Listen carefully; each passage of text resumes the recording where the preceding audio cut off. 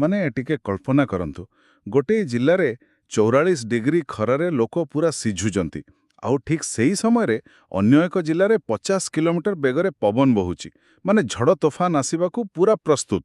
ହଁ, ପୁରା roller coaster ride ଭଳିଆ ଅବସ୍ଥା। ବାସ୍ତବରେ ଆଜିକାଲି ପାଣିପାଗର କିଛି ଠିକ୍ ଠିକଣା ନାହିଁ। ଏକ୍ଜାକ୍ଟଲି। ନମସ୍କାର ଏବଂ ଆମର ଏହି ଡିପ୍ ଡାଇଭ୍କୁ ସ୍ୱାଗତ। ଆଜି ହେଉଛି 28 ଏପ୍ରିଲ 2026। ଆଉ ଆମର ମୂଳ ଲକ୍ଷ୍ୟ ହେଉଛି ବିଭିନ୍ନ ଉତ୍ସରୁ ଆସୁଥିବା ପ୍ରମାଣିକ ଖବରଗୁଡ଼ିକୁ ଏକାଠି କରିବା, ଯେମିତିକି ଆମ ଶ୍ରୋତାମାନେ ବହୁତ କମ୍ ସମୟ ଭିତରେ ସବୁ ଗୁରୁତ୍ୱପୂର୍ଣ୍ଣ ପ୍ରସଙ୍ଗର ନିର୍ଯାସ ପାଇପାରିବେ। ସେଇଆ ତ। ଏଠି ଆମେ କାହାରି ପକ୍ଷ ନେବୁନି କି କୌଣସି ରାଜନୈତିକ ମତ ରଖିବୁନି, କେବଳ ତଥ୍ୟ ଯାହା ସିଧାସଳଖ ଆମ ଜୀବନକୁ ପ୍ରଭାବିତ କରୁଛି। ଆଉ ଆଜି ଆମ ପାଖରେ ବହୁତ କିଛି ଅଛି। ପ୍ରବଳ ଗ୍ରୀଷ୍ମ ପ୍ରବାହ, ଆମ ରାଜ୍ୟର ଐତିହାସିକ ବଜେଟ୍, ସେ ଯେଉଁ ପ୍ରୋଫେସନାଲ ଟ୍ୟାକ୍ସ ଉଚ୍ଛେଦ ହେଲା ସେଇ ବିଷୟରେ। ଆଉ ତା ସହ ରାଜନୈତିକ ମାହୋଲ, ଆନ୍ତର୍ଜାତୀୟ ସ୍ତରରେ ଭାରତୀୟଙ୍କ ଉପରେ ଯେଉଁ ବିପଦ ଆସିଛି ଏବଂ ଓଡ଼ିଆ ସଂସ୍କୃତିର ବିଶ୍ୱବ୍ୟାପୀ ପ୍ରସାର, ସବୁ ଦିଗ ଉପରେ ଆମେ ଆଜି ଆଲୋଚନା କରିବା। ତେବେ ପ୍ରଥମେ ସେଇ ପାଣିପାଗ କଥାରୁ ହିଁ ଆରମ୍ଭ କରାଯାଉ, କାରଣ ଏବେ ସମସ୍ତଙ୍କର ନଜର ସେଇଠି ଅଛି। ହଁ, ଆଜ୍ଞା। ଝାରସୁଗୁଡ଼ାରେ ତାପମାତ୍ରା 44.1 ଡିଗ୍ରୀ ଆଉ ଟିଟିଲାଗଡ଼ରେ 44 ଡିଗ୍ରୀ ଛୁଇଁଲାଣି। ବାହାରକୁ ବାହାରିଲେ ପୁରା ଦେହ ପୋଡ଼ିଯାଉଛି। ବାପ୍ରେ, 44 ଡିଗ୍ରୀ! ଆଉ ସେପଟେ ଶୁଣିବାକୁ ମିଳୁଛି କେରଳରେ ଅତି ବୈଗଣୀ ରଶ୍ମି ମାନେ ୟୁଭି ରେଡିଏସନ୍ ଏତେ ବଢ଼ିଯାଇଛି ଯେ ଲୋକଙ୍କୁ ସତର୍କ କରାଗଲାଣି। ହଁ, ପୁରା ବିପଦଜନକ ସ୍ଥିତି। କିନ୍ତୁ ମଜା କଥା ହେଉଛି, ପାଣିପାଗ ବିଭାଗ କହୁଛି ଏପ୍ରିଲ 27 ପରଠାରୁ ଆଗାମୀ ଏକ ସପ୍ତାହ ପାଇଁ ଓଡ଼ିଶାରେ ଏକ ବଡ଼ ପରିବର୍ତ୍ତନ ଆସିବ। ଆଚ୍ଛା, କିଭଳି ପରିବର୍ତ୍ତନ? ମାନେ ମୟୂରଭଞ୍ଜ, କେନ୍ଦୁଝର, ବାଲେଶ୍ୱର ଭଳି ଜିଲ୍ଲାରେ 30ରୁ 50 କିଲୋମିଟର ବେଗରେ ପବନ ବହିବ, ସାଙ୍ଗରେ କାଳବୈଶାଖୀ ହେବାର ସମ୍ଭାବନା ଅଛି। ଅଥଚ ଆମ ଉପକୂଳ ଓଡ଼ିଶାରେ ସେହି ଅସହ୍ୟ ଗୁଳୁଗୁଳି ଲାଗି ରହିବ। ବୁଝିଲି। ଗୋଟିଏ ରାଜ୍ୟ ଭିତରେ ଦୁଇଟି ସମ୍ପୂର୍ଣ୍ଣ ଅଲଗା ଚିତ୍ର। ସେଇଆ ତ। ମୋତେ ଗୋଟେ କଥା ବୁଝାନ୍ତୁ, ପ୍ରଶାସନ ପାଇଁ ଏଭଳି ଅପ୍ରତ୍ୟାଶିତ ପାଣିପାଗ ସହ ମୁକାବିଲା କରିବା କେତେ କଷ୍ଟକର?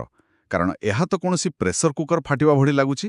ଏକଦମ ସଠିକ୍ ଉଦାହରଣ ଦେଲେ। ପ୍ରଶାସନ ପାଇଁ ଏହା ବହୁତ ବଡ଼ ମୁଣ୍ଡବିନ୍ଧା। ଦେଖନ୍ତୁ, ଯେତେବେଳେ ଦିନବେଳା ଅଂଶୁଘାତ ଭୟ ଥାଏ, ପ୍ରଶାସନକୁ ମେଡିକାଲରେ ବରଫ କୋଠରୀ ପ୍ରସ୍ତୁତ ରଖିବାକୁ ପଡ଼େ। ହଁ, ଲୋକଙ୍କ ଜୀବନ ବଞ୍ଚାଇବା ଜରୁରୀ। ଆଉ ସନ୍ଧ୍ୟାରେ ଯଦି ହଠାତ୍ କାଳବୈଶାଖୀ ଆସି ଗଛ ଉପାଡ଼ି ଦିଏ ବା ଲାଇନ୍ କାଟିଦିଏ, ସେଥିପାଇଁ ବିଦ୍ୟୁତ୍ ବିଭାଗକୁ ଆଲର୍ଟ ରହିବାକୁ ପଡ଼େ। ଏହା ସିଧାସଳଖ ସାଧାରଣ ଲୋକଙ୍କ ଜୀବିକା, ବିଶେଷ କରି ଉଠା ଦୋକାନୀ ବା ଚାଷୀଙ୍କୁ ପ୍ରଭାବିତ କରେ। ସତରେ, ଗ୍ରାଉଣ୍ଡ ଜିରୋରେ ସ୍ଥିତି ବହୁତ ଜଟିଳ। ଆଉ ଖାଲି ପାଣିପାଗ ନୁହେଁ, ସ୍ଥାନୀୟ ପ୍ରଶାସନଙ୍କୁ ଆହୁରି ଅନେକ ସମସ୍ୟାର ସାମ୍ନା କରିବାକୁ ପଡ଼ୁଛି। ଯେମିତି ମୟୂରଭଞ୍ଜରେ 2ଟି ଅଲଗା ଅଲଗା ସଡ଼କ ଦୁର୍ଘଟଣା ଘଟିଛି। ଗୋଟିଏରେ ବସ୍ ସହ କାର ପିଟି ହୋଇଛି, ଆଉ ଗୋଟିଏରେ ବାଇକ୍ ଆଉ ଏସ୍ୟୁଭି ଧକ୍କା ହୋଇଛନ୍ତି। ଏଥିରେ 4 ଜଣଙ୍କର ଜୀବନ ଯାଇଛି ଆଉ 3 ଜଣ ଗୁରୁତର ଅଛନ୍ତି। ଓହୋ, ଏହା ବହୁତ ଦୁଃଖଦାୟକ। ରାସ୍ତା ସୁରକ୍ଷା ଏବେ ବି ଏକ ବଡ଼ ଚ୍ୟାଲେଞ୍ଜ ହୋଇ ରହିଛି। ଖାଲି ସେତିକି ନୁହେଁ, ଝାରସୁଗୁଡ଼ାରେ ଏକ ନକଲି ବିଇଡି ସାର୍ଟିଫିକେଟ୍ ସ୍କାମ୍ ଧରାପଡ଼ିଛି। ଆଉ ସେପଟେ ବାଲେଶ୍ୱରର କୁଲଡିହା ଅଭୟାରଣ୍ୟରୁ 4 ଜଣ ଶିକାରୀ ମଧ୍ୟ ଗିରଫ ହୋଇଛନ୍ତି। ମାନେ ସରକାରୀ କଳକୁ ଏକା ସାଙ୍ଗରେ କେତେ ଆଡ଼େ ନଜର ରଖିବାକୁ ପଡ଼ୁଛି ଭାବନ୍ତୁ ଟିକେ। ଏସବୁ ଘଟଣା ପରସ୍ପରଠାରୁ ଅଲଗା ହେଲେ ବି ଗୋଟିଏ କଥା ସ୍ପଷ୍ଟ କରୁଛି ଯେ ଆଇନ ଶୃଙ୍ଖଳା ରକ୍ଷା କରିବା କେତେ କଷ୍ଟ।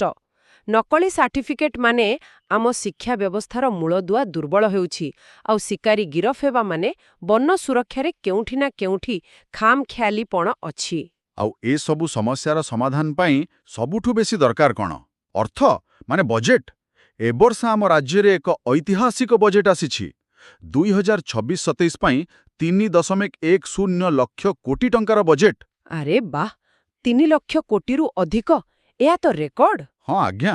ଆଉ ସବୁଠୁ ବଡ଼ କଥା ହେଲା, ଭିତ୍ତିଭୂମି ବା ଇନଫ୍ରାଷ୍ଟ୍ରକ୍ଚର ପାଇଁ 72,100 କୋଟି ଟଙ୍କା ବ୍ୟବସ୍ଥା କରାଯାଇଛି, ଯାହା ଆମ ରାଜ୍ୟର ମୋଟ ଘରୋଇ ଉତ୍ପାଦର ପ୍ରାୟ 6.5%। ଭିତ୍ତିଭୂମିରେ ଏତେ ଟଙ୍କା ଖର୍ଚ୍ଚ ହେଲେ ଭବିଷ୍ୟତ ପାଇଁ ବଡ଼ ସମ୍ପତ୍ତି ସୃଷ୍ଟି ହେବ। ଆଉ କୃଷି କ୍ଷେତ୍ର ପାଇଁ କିଛି ସ୍ୱତନ୍ତ୍ର ବ୍ୟବସ୍ଥା ଅଛି କି? ନିଶ୍ଚୟ। କୃଷି ବଜେଟ୍ରେ 12.3% ବୃଦ୍ଧି କରାଯାଇଛି। ମୋଟ 42,492 କୋଟି ଟଙ୍କା ରଖାଯାଇଛି। ଆଉ ସମୃଦ୍ଧ କୃଷକ ଯୋଜନା ଅଧୀନରେ ଚାଷୀଙ୍କଠାରୁ କ୍ୱିଣ୍ଟାଲ ପିଛା 3,100 ଟଙ୍କାରେ ଧାନ କିଣାଯାଉଛି। ଏହା ଚାଷୀଙ୍କ ପାଇଁ ଏକ ଆଶ୍ୱାସନା ନିଶ୍ଚୟ। କିନ୍ତୁ ଆଜ୍ଞା, ଗୋଟିଏ ପ୍ରଶ୍ନ ମୋ ମନରେ ଆସୁଛି। ଆମେ ଏହି 72,000 କୋଟି ଭଳି ବଡ଼ ବଡ଼ ସଂଖ୍ୟା ଶୁଣୁଛି, କିନ୍ତୁ ଏହାର ପ୍ରକୃତ ଲାଭ ସାଧାରଣ ଲୋକଙ୍କୁ କିପରି ମିଳିବ? ଜଣେ ଖଟିଖିଆ ବା ମଧ୍ୟମିତ୍ତର ପକେଟ ଉପରେ ଏହାର କି ପ୍ରଭାବ ପଡ଼ିବ? ସେଟା ବହୁତ ଭଲ ପ୍ରଶ୍ନ। ସେଥିପାଇଁ ଆଉ ଦୁଇଟି ନିଷ୍ପତ୍ତିକୁ ଦେଖିବାକୁ ପଡ଼ିବ। ଏପ୍ରିଲ 1 ତାରିଖରୁ ପିଛଲା ଭାବେ ରାଜ୍ୟରେ ପ୍ରୋଫେସନାଲ ଟ୍ୟାକ୍ସ ବା ବୃତ୍ତିଗତ ଟିକସ ସମ୍ପୂର୍ଣ୍ଣ ଉଚ୍ଛେଦ କରାଯାଇଛି। ସତରେ? ସମ୍ପୂର୍ଣ୍ଣ ଉଚ୍ଛେଦ? ବାଃ, ଏହା ତ ଚାକିରିଆଙ୍କ ପାଇଁ ବଡ଼ ଆଶ୍ୱସ୍ତି। ଏକଦମ। ଆଗରୁ ଦରମାରୁ ଯେଉଁ ଟିକସ କଟୁଥିଲା, ଏବେ ସେଇ ଟଙ୍କା ସିଧା ଲୋକଙ୍କ ହାତକୁ ଆସିବ। ଆଉ ଦ୍ୱିତୀୟ କଥା ହେଲା, ଦାଦନ ସମସ୍ୟା ଦୂର କରିବା ପାଇଁ ଡାଲଖାଇ ନାମକ ଏକ ନୂଆ ଜୀବିକା ପ୍ରକଳ୍ପ ଆରମ୍ଭ କରାଯାଇଛି। ଆଚ୍ଛା, ତେବେ ଏହାକୁ ମୁଁ ଅର୍ଥନୀତିର ଏକ ବୃହତ୍ତର ଦୃଷ୍ଟିକୋଣରୁ ବୁଝାଉଛି। ଯେତେବେଳେ ପ୍ରଫେସନାଲ ଟ୍ୟାକ୍ସ ବାତିଲ ହୁଏ, ମଧ୍ୟବିତ୍ତଙ୍କ ହାତରେ ଟିକେ ଅଧିକ ପଇସା ରୁହେ। ସେମାନେ ସେହି ପଇସାକୁ ବଜାରରେ ଖର୍ଚ୍ଚ କରନ୍ତି, ଯାହାଦ୍ୱାରା ବ୍ୟବସାୟ ବଢ଼େ ଆଉ ଅର୍ଥନୀତି ଚଳଚଞ୍ଚଳ ହୁଏ। ହଁ, ମାନେ ଟଙ୍କାଟା ବୁଲି ବୁଲି ପୁଣି ମାର୍କେଟକୁ ହିଁ ଆସେ। ସେଇଆ ତ। ଆଉ ଏଇ ଯୋଉ ଡାଲଖାଇ ଯୋଜନା, ଯେତେବେଳେ ଭିତ୍ତିଭୂମି ପାଇଁ 72,000 କୋଟି ଖର୍ଚ୍ଚ ହେବ, ସେଇ ଟଙ୍କାରେ ଗାଁ ଗହଳିରେ କାମ ହେବ। ଫଳରେ ଯେଉଁମାନେ ବାଧ୍ୟ ହୋଇ ଦାଦନ ଖଟିବାକୁ ଯାଉଥିଲେ, ସେମାନେ ଏବେ ନିଜ ଅଞ୍ଚଳରେ ହିଁ କାମ ପାଇବେ। ମାନିବାକୁ ପଡ଼ିବ, ପ୍ଲାନିଂ ତ ବଢ଼ିଆ ହୋଇଛି। ଆଉ ନିଯୁକ୍ତି କଥା ଯଦି କହିବା, ଭୁବନେଶ୍ୱରର କଳିଙ୍ଗ ଷ୍ଟାଡିୟମରେ ଆୟୋଜିତ ଏକ ନିଯୁକ୍ତି ମେଳାରେ ମୁଖ୍ୟମନ୍ତ୍ରୀ 4,623 ଜଣଙ୍କୁ ନିଯୁକ୍ତିପତ୍ର ବାଣ୍ଟିଛନ୍ତି। ଏଥିରେ ଅଧିକାଂଶ ହେଉଛନ୍ତି ଶିକ୍ଷା ବିଭାଗର। ଏହା ଗୋଟିଏ ବହୁ ସକାରାତ୍ମକ ଖବର। ଯୁବପିଢ଼ି ପାଇଁ ସରକାରୀ ଚାକିରିର ସୁଯୋଗ। ହଁ, ରିପୋର୍ଟ ଅନୁସାରେ ଗତ 22 ମାସ ଭିତରେ ସରକାର 44,082 ସରକାରୀ ଚାକିରି ଦେଲେଣି। ଆଉ ମୁଖ୍ୟମନ୍ତ୍ରୀ ନୂତନ କର୍ମଚାରୀଙ୍କୁ ଗୋଟିଏ ଗୁରୁମନ୍ତ୍ର ଦେଇଛନ୍ତି, ଦୁର୍ନୀତି ବିରୋଧରେ ଜିରୋ ଟଲେରେନ୍ସ ବା ଶୂନ୍ୟ ସହନଶୀଳତା। ଦେଖନ୍ତୁ, ଏହି ଜିରୋ ଟଲେରେନ୍ସ କଥାଟି ଶୁଣିବାକୁ ବହୁତ ଭଲ ଲାଗେ। କିନ୍ତୁ ଆମେ ଏବେ ଯେଉଁ ନକଲି ବିଏଡ୍ ସାର୍ଟିଫିକେଟ୍ କଥା ଆଲୋଚନା କରୁଥିଲୁ, ତାହା ପ୍ରମାଣ କରୁଛି ଯେ ଗ୍ରାଉଣ୍ଡ ଲେଭଲରେ ଏବେ ବି ଦୁର୍ନୀତି ରହିଛି। ଶିକ୍ଷା ବିଭାଗରେ ସ୍ୱଚ୍ଛ ନିଯୁକ୍ତି ନିହାତି ଜରୁରୀ। ଠିକ୍ କହିଲେ। ମାନେ ମୋର ଗୋଟିଏ ଡାଉଟ୍ ଅଛି। ଗୋଟିଏ ପଟେ ଆମେ ଜିରୋ ଟଲେରେନ୍ସ କଥା କହୁଛୁ, କିନ୍ତୁ ଅନ୍ୟପଟେ ଆମ ଦେଶର ରାଜନୈତିକ ମାହୋଲ ଦେଖନ୍ତୁ। ଆମ ମୁଖ୍ୟମନ୍ତ୍ରୀ ପଶ୍ଚିମବଙ୍ଗର ସହରାଞ୍ଚଳ ନିର୍ବାଚନ ପ୍ରଚାରରେ ଯୋଗ ଦେବାକୁ କୋଲକାତା ଯାଇଛନ୍ତି। ଆଉ ସେଠି ଆଚରଣ ବିଧି ଯାଞ୍ଚ ବେଳେ କ'ଣ ହେଇଛି ଜାଣିଛନ୍ତି? କ'ଣ ହେଲା ସେଠି? ରେକର୍ଡ 510 କୋଟି ଟଙ୍କା ଜବତ ହୋଇଛି। ମାନେ 2021ର ସବୁ ରେକର୍ଡ ଭାଙ୍ଗି ଦେଇଛି ଏହି ସଂଖ୍ୟା। ଏତେ ଟଙ୍କା ନିର୍ବାଚନରେ ଧରାପଡ଼ିବା କ'ଣ ସୂଚାଉଛି? ବାପରେ, 510 କୋଟି! ଏହା ହିଁ ତ ସବୁଠାରୁ ବଡ଼ ବିରୋଧାଭାସ। ଗୋଟିଏ ପଟେ ସାଧାରଣ ଲୋକଟିଏ ଟଙ୍କା ଟଙ୍କା ପାଇଁ କଷ୍ଟ କରୁଛି, ଆଉ ଅନ୍ୟପଟେ ଭୋଟ କିଣିବା ପାଇଁ କୋଟି କୋଟି ଟଙ୍କା ବୁହା ହେଉଛି। କଳାଧନର ପ୍ରଭାବ ନିର୍ବାଚନରେ କେତେ ଗଭୀର, ତାହା ଏଥିରୁ ସ୍ପଷ୍ଟ। ଆଉ ଏହାରି ଭିତରେ ଆଉ ଏକ ଘଟଣା ଅଛି, ଯାହା ଶୁଣିଲେ ଆପଣ ବିଚଳିତ ହୋଇଯିବେ। ଟଙ୍କା ଧରିବା ପାଇଁ ତ ଆମେ ସିଷ୍ଟମ ପୁରା ଆଲର୍ଟ, କିନ୍ତୁ କଟକର ଶ୍ରୀରାମଚନ୍ଦ୍ର ଭଞ୍ଜ ମାନେ ଏସ୍ସିବି ମେଡିକାଲରେ କ'ଣ ହୋଇଛି ଜାଣିଛନ୍ତି? ବିଗତ 6 ବର୍ଷ ମଧ୍ୟରେ ସେଠାରୁ 14 ଜଣ ନବଜାତ ଶିଶୁ ନିଖୋଜ ହୋଇଯାଇଛନ୍ତି। ହେ ଭଗବାନ! 14 ଜଣ ଛୋଟ ପିଲା ନିଖୋଜ ହୋଇଗଲେ, ଆଉ ପ୍ରଶାସନକୁ ଜଣାପଡ଼ିଲାନି? ସେଇଆ ତ। ଏବେ ଯାଇ ଏହାର ତଦନ୍ତ ନିର୍ଦ୍ଦେଶ ଦିଆଯାଇଛି। ଗୋଟିଏ ପଟେ ଆମେ ନିର୍ବାଚନରେ କୋଟି କୋଟି ଟଙ୍କାର ଖେଳ ଧରୁଛୁ, ଆଉ ଅନ୍ୟପଟେ ରାଜ୍ୟର ସବୁଠାରୁ ବଡ଼ ସରକାରୀ ଡାକ୍ତରଖାନାରୁ ଶିଶୁ ଚୋରି ହୋଇଯାଉଛନ୍ତି। ଏହା ମୌଳିକ ସୁରକ୍ଷା ବ୍ୟବସ୍ଥାର ଚରମ ବିଫଳତା ନୁହେଁ କି? ଏକଦମ। ଆପଣ ଏକ ବହୁତ କଠୋର ସତ୍ୟ ଉପସ୍ଥାପନ କଲେ। ଏହା ପ୍ରମାଣ କରୁଛି ଯେ ଆମ ଶାସନ ବ୍ୟବସ୍ଥାର ପ୍ରାଥମିକତା କେଉଁଠି ଅଛି। ଯେତେବେଳେ ରାଜନୀତିକ ସ୍ୱାର୍ଥ ଥାଏ, ସେତେବେଳେ ସିଷ୍ଟମ ବହୁତ ଦକ୍ଷତାର ସହ କାମ କରେ। କିନ୍ତୁ ଯେତେବେଳେ ଜଣେ ସାଧାରଣ ମାଆର କୋଳ ଶୂନ୍ୟ ହୋଇଯାଏ, ସେତେବେଳେ ସମସ୍ତେ ନୀରବ ରହନ୍ତି। ଏଠି ଉତ୍ତରଦାୟିତ୍ୱର ଘୋର ଭାବ ଦେଖାଯାଉଛି। ସତରେ ଏହା ବହୁତ ଦୁଃଖଦ। ଆଉ ଗୋଟିଏ ପ୍ରଶାସନିକ ଆହ୍ୱାନ କଥା ମୁଁ କହିବାକୁ ଚାହିଁବି। କେନ୍ଦ୍ର ଗୃହମନ୍ତ୍ରୀ ଦେଶର ସୀମା ନିର୍ଦ୍ଧାରଣ ବା ଡିଲିମିଟେସନ ପ୍ରସଙ୍ଗରେ ଆଶ୍ୱାସନା ଦେଇଛନ୍ତି ଯେ ଦକ୍ଷିଣ ଭାରତୀୟ ରାଜ୍ୟଗୁଡ଼ିକୁ 66ଟି ଅତିରିକ୍ତ ଲୋକସଭା ଆସନ ମିଳିବ। ଆଚ୍ଛା, ଏହାର କାରଣ ହେଉଛି ଜନସଂଖ୍ୟା ନିୟନ୍ତ୍ରଣ ବିବାଦ? ଟିକେ ବୁଝାଇ କହିବେ କି? ଦେଖନ୍ତୁ, ଦକ୍ଷିଣ ଭାରତର ରାଜ୍ୟଗୁଡ଼ିକ ଶିକ୍ଷା ଓ ସଚେତନତା ଜରିଆରେ ନିଜର ଜନସଂଖ୍ୟା ନିୟନ୍ତ୍ରଣ କରିବାରେ ସଫଳ ହୋଇଛନ୍ତି। କିନ୍ତୁ ଆମ ସମ୍ବିଧାନ ଅନୁଯାୟୀ ଜନସଂଖ୍ୟା ଅନୁପାତରେ ଲୋକସଭା ଆସନ ମିଳେ। ତେଣୁ ସେମାନଙ୍କର ଭୟ ଥିଲା ଯେ ଭଲ କାମ କରିବା ଯୋଗୁଁ ସେମାନଙ୍କର ରାଜନୈତିକ କ୍ଷମତା କମିଯିବ। ଓହୋ, ମାନେ ଭଲ କାମ କଲେ ବି ପେନାଲ୍ଟି ଲାଗିବ? ସିଆ ତ। ସେଥିପାଇଁ ଗୃହମନ୍ତ୍ରୀ ଆଶ୍ୱାସନା ଦେଇଛନ୍ତି ଯେ ସେମାନଙ୍କର କୌଣସି କ୍ଷତି ହେବ ନାହିଁ ଏବଂ ଆସନ ସଂଖ୍ୟା ବଢ଼ିବ। ଏହା ଏକ ବହୁତ ବଡ଼ ରାଜନୈତିକ ପଦକ୍ଷେପ। ବୁଝିଲି। ଆଉ ଆମ ରାଜ୍ୟ ଭିତରେ ମଧ୍ୟ ବିକାଶ ଏବଂ ଅଧିକାରକୁ ନେଇ କିଛି ସମସ୍ୟା ରହିଛି। ସିଜିମାଳି ଅଞ୍ଚଳରେ ଖଣି ଖନନକୁ ନେଇ ସ୍ଥାନୀୟ ଆଦିବାସୀମାନେ ଜୋରଦାର ବିରୋଧ କରୁଛନ୍ତି। ଏହା ହେଉଛି ବିକାଶ ବନାମ ବାସସ୍ଥାନର ପୁରୁଣା ଲଢ଼େଇ।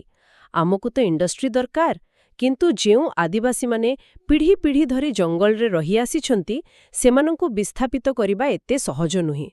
ସରକାରଙ୍କୁ ଏହାର ଏକ ସନ୍ତୁଳିତ ସମାଧାନ ବାହାର କରିବାକୁ ପଡ଼ିବ। ଏକ୍ଜାକ୍ଟଲି। ଏବେ ଆସନ୍ତୁ ଟିକେ ବିଶ୍ୱସ୍ତରୀୟ ଖବର ଉପରେ ନଜର ପକାଇବା। ଆନ୍ତର୍ଜାତୀୟ ସ୍ତରରେ ଗୋଟେ ଚିନ୍ତାଜନକ ଖବର ଅଛି। ଓମାନ ନିକଟରେ ଏକ ଟୋଗୋ ପତାକାବାହୀ ରାସାୟନିକ ଟ୍ୟାଙ୍କର ଉପରେ ଇରାନ ଆକ୍ରମଣ କରିଛି। ଆଉ ସବୁଠୁ ବଡ଼ ଉଦ୍ବେଗର ବିଷୟ ହେଲା ସେଥିରେ 12 ଜଣ ଭାରତୀୟ ଅଛନ୍ତି। ବାପ୍ରେ, 12 ଜଣ ଭାରତୀୟ! ଏହା ତ କୂଟନୀତିକ ସ୍ତରରେ ଏକ ବଡ଼ ଚ୍ୟାଲେଞ୍ଜ। ହଁ ଆଜ୍ଞା। ଆଉ ସେପଟେ ଗାଜାରେ ମଧ୍ୟ ଇସ୍ରାଏଲର ଆକ୍ରମଣ ତୀବ୍ର ହୋଇଛି। ସେମାନେ ହମାସର ପ୍ରାୟ 14 କିଲୋମିଟର ଲମ୍ବର ଟନେଲ ନଷ୍ଟ କରିଦେଇଛନ୍ତି। କିନ୍ତୁ ଭାରତ ପାଇଁ ଗୋଟିଏ ଭଲ ଖବର ବି ଅଛି।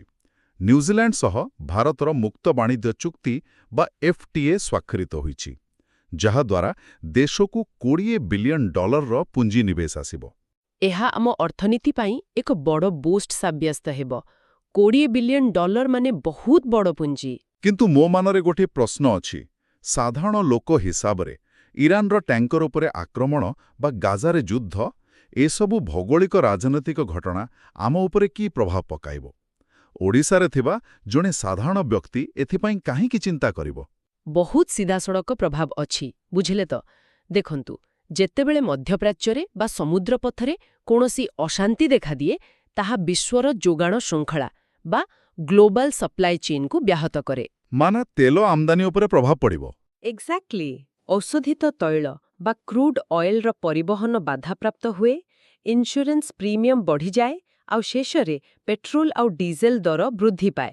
ଯେତେବେଳେ ଡିଜେଲ ଦର ବଢ଼ିବ, ଟ୍ରକ୍ ଭଡ଼ା ବଢ଼ିବ, ଆଉ ତାପରେ ପନିପରିବାଠାରୁ ଆରମ୍ଭ କରି ପ୍ରତିଟି ଜିନିଷର ଦାମ ଆକାଶ ଛୁଆଁ ହୋଇଯିବ। ତେଣୁ ସେଠି ଆକ୍ରମଣ ହେଲେ ଏଠି ଆମ ପକେଟ ଖାଲି ହେବ। ଓହୋ, ମାନେ ସବୁକିଛି ପରସ୍ପର ସହ ଯୋଡ଼ି ହୋଇ ରହିଛି। ଯାହା ହେଉ, ଏଇ ଗମ୍ଭୀର ପ୍ରସଙ୍ଗରୁ ଟିକେ ବାହାରି ଆସି କ୍ରୀଡ଼ା ଜଗତର କିଛି ରୋଚକ ଖବର ଉପରେ ନଜର ପକାଇବା। IPL 2026 ଚାଲିଛି ଆଉ RCB ଦିଲ୍ଲୀ କ୍ୟାପିଟାଲ୍ସକୁ ମାତ୍ର 75 ରନରେ ଅଲ୍ ଆଉଟ୍ କରିଦେଇଛି। ଆରେ ବାଃ, ମାତ୍ର 75 ରନ୍! ଏହା ତ ଏକ ବଡ଼ ବିପର୍ଯ୍ୟୟ। ହଁ, କିନ୍ତୁ ସବୁଠୁ ମଜାଦାର ଖବର ହେଉଛି ରାଜସ୍ଥାନ ରୟାଲ୍ସର ସେହି 15 ବର୍ଷୀୟ ଯୁବ ବ୍ୟାଟର ବୈଭବ ସୂର୍ଯ୍ୟବଂଶୀଙ୍କୁ ନେଇ।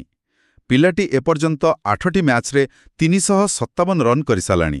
କିନ୍ତୁ ଏବେ ତାଙ୍କର ଗୋଟେ ଭିଡିଓ ବହୁତ ଭାଇରାଲ ହେଉଛି। ଆଚ୍ଛା, କ'ଣ ଅଛି ସେ ଭିଡିଓରେ? ଭିଡିଓରେ ଦେଖାଯାଉଛି ଯେ କିଛି ପ୍ରଶଂସକ ତାଙ୍କୁ ସେଲ୍ଫି ପାଇଁ ଘେରି ଯାଇଛନ୍ତି। ଆଉ ସେ ଠଟ୍ଟାରେ କହୁଛନ୍ତି, ଭାଇ ସେଲ୍ଫି ଉଠାଇବାର ଅଛି ତ 100 ଟଙ୍କା ଲାଗିବ। ହେ ଭଗବାନ!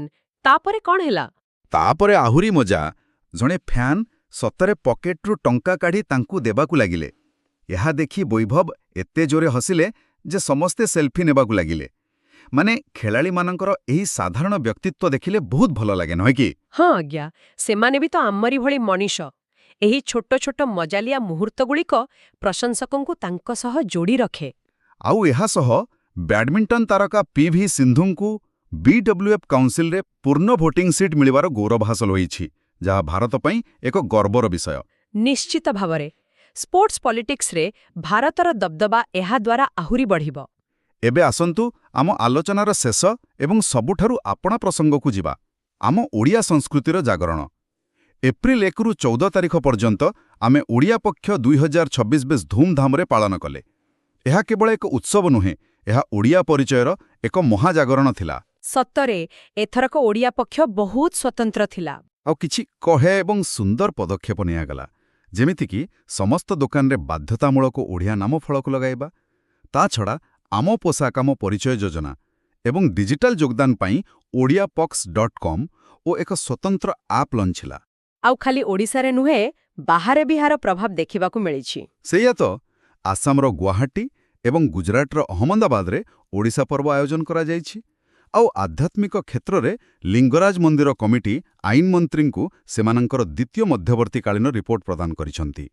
ଏସବୁ ଦେଖିଲେ ମୋର ଗୋଟେ ଉପମା ମନେ ପଡ଼ୁଛି, ଯେମିତି ଗୋଟେ ଗଛର ଚେର ଯେତେ ମଜବୁତ ହେବ ତାର ଶାଖା ସେତେ ଉପରକୁ ଯିବ। ମୋର ପ୍ରଶ୍ନ ହେଉଛି, ଅର୍ଥନୈତିକ ଉନ୍ନତି ସାଙ୍ଗକୁ ନିଜ ମାତୃଭାଷା ଓ ସଂସ୍କୃତିକୁ ବଞ୍ଚାଇ ରଖିବା କାହିଁକି ଆଜିକାଲି ରାଜ୍ୟ ସରକାରମାନଙ୍କର ପ୍ରମୁଖ ଏଜେଣ୍ଡା ପାଲଟିଛି? ଆପଣ ବହୁତ ସୁନ୍ଦର ଉପମା ଦେଲେ। ଦେଖନ୍ତୁ, ଯେତେବେଳେ ରାଜ୍ୟରେ ଶିଳ୍ପାୟନ ହୁଏ ଏବଂ ଅର୍ଥନୀତି ଦ୍ରୁତଗତିରେ ବଢ଼େ, ବାହାରୁ ଅନେକ ଲୋକ କାମ କରିବାକୁ ଆସନ୍ତି। ଫଳରେ ସ୍ଥାନୀୟ ଲୋକଙ୍କ ଭିତରେ ନିଜ ଭାଷା ଓ ସଂସ୍କୃତି ହଜିଯିବାର ଏକ ଭୟ ସୃଷ୍ଟି ହୁଏ। ସରକାର ଏହି କଲଚରାଲ ଡାଇଲ୍ୟୁସନକୁ ରୋକିବା ପାଇଁ ଏହି ସବୁ ପଦକ୍ଷେପ ନେଉଛନ୍ତି। ମାନେ ନିଜର ପରିଚୟ ସୁରକ୍ଷିତ ରଖିବା ପାଇଁ। ଏକ୍ଜାକ୍ଟଲି। ଆଉ ଏହାର ଏକ ବ୍ୟବସାୟିକ ଦିଗ ମଧ୍ୟ ଅଛି। ଯେତେବେଳେ ଆମେ ଆମ୍ ପୋଷାକ ଆମ୍ ପରିଚୟ କହୁଛୁ ବା ଅହମ୍ମଦାବାଦରେ ଓଡ଼ିଶା ପର୍ବ କରୁଛୁ, ଏହାଦ୍ୱାରା ପ୍ରବାସୀ ଓଡ଼ିଆଙ୍କ ସହ ବାଣିଜ୍ୟିକ ଏବଂ ପର୍ଯ୍ୟଟନ ସମ୍ପର୍କ ସୁଦୃଢ଼ ହେଉଛି। ଏହାକୁ ଆମେ ସଫ୍ଟ ପାୱାର କହୁ। ଆମ ହସ୍ତତନ୍ତ୍ର, ଆମ ଖାଦ୍ୟ ଏବେ ଗ୍ଲୋବାଲ ବ୍ରାଣ୍ଡ ହେବାକୁ ଯାଉଛି। ବହୁତ ସୁନ୍ଦର ବିଶ୍ଳେଷଣ। ନିଜ ମାଟିକୁ ନ ଭୁଲି ବିଶ୍ୱ ସ୍ତରରେ ନିଜକୁ ପ୍ରତିଷ୍ଠିତ କରିବାର ଏହା ଏକ ଚମତ୍କାର ଉଦ୍ୟମ। ତେବେ ଆଜିର ଏ ଆଲୋଚନାରେ ଆମେ ପାଣିପାଗର ଲୁଚକାଲିଠାରୁ ଆରମ୍ଭ କରି ରାଜ୍ୟର ବୃହତ୍ ଆର୍ଥିକ ଲକ୍ଷ୍ୟ, ଆନ୍ତର୍ଜାତୀୟ ଘଟଣାକ୍ରମ ଏବଂ ଆମ ନିଜସ୍ୱ ସାଂସ୍କୃତିକ ପରିଚୟ ପର୍ଯ୍ୟନ୍ତ ଏକ ବିସ୍ତୃତ ଯାତ୍ରା କଲେ। ଆପଣଙ୍କୁ ଅନେକ ଅନେକ ଧନ୍ୟବାଦ। ମୋତେ ବି ବହୁତ ଖୁସି ଲାଗିଲା ଏହିସବୁ ଗୁରୁତ୍ୱପୂର୍ଣ୍ଣ ପ୍ରସଙ୍ଗ ଉପରେ ଆଲୋଚନା କରିବାକୁ। ଆଉ ଶେଷରେ ଆମ ଶ୍ରୋତାମାନଙ୍କ ପାଇଁ ଏକ ଚିନ୍ତାଧାରା ଛାଡ଼ି ବିଦାୟ ନେବି। ଆମେ 2036 ସୁଦ୍ଧା ମାନେ ଓଡ଼ିଶା ଗଠନର 100 ବର୍ଷ ପୂର୍ତ୍ତି ବେଳକୁ ଅର୍ଥନୈତିକ କରିଡର ଏବଂ ଶିଳ୍ପରେ ଆକାଶଛୁଆଁ ଉନ୍ନତି କରିବାକୁ ଯାଉଛେ। କିନ୍ତୁ ଆମ ବିକାଶର ପ୍ରକୃତ ପରୀକ୍ଷା କେବେ ହେବ ଜାଣିଛନ୍ତି? ହଁ, ଏହା ବହୁତ ଗଭୀର କଥା।